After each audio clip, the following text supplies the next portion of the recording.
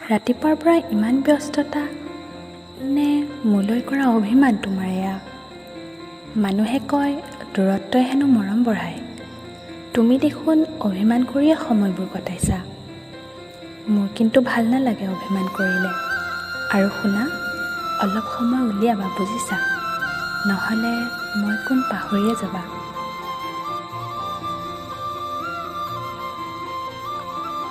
লগ নোপোৱা আজি বহুদিন হ'ল। ফোনতো দুই এটা কথা আৰু ভালে থাকিবা বুলি কোৱা। বাকী খবৰ সুধিব তোমাৰ আজৰিয়ে নাই, ইমান ব্যস্ত তুমি। যেতিয়া ফোনত আমাৰ কথা হয়, মন নাযায়নে তোমাৰ লগ কৰিব বুলি সুধিলে যে তুমি কোৱা যায় বুলি?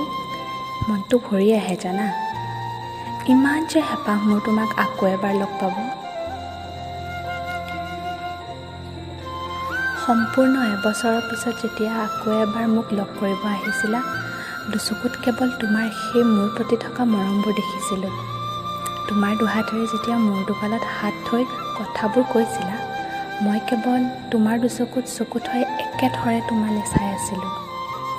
আচলতে সময়ে মানুহবোৰক সলনি কৰি দিয়ে। এতিয়া তুমিও ব্যস্ত, ময়ো ব্যস্ত। এতিয়া বহু সময় ধৰি ফোনত কথা নাপাতোঁ। কেৱল কিবা খাই ল'বা বুলি কৈয়ে ফোনটো থৈ দিওঁ।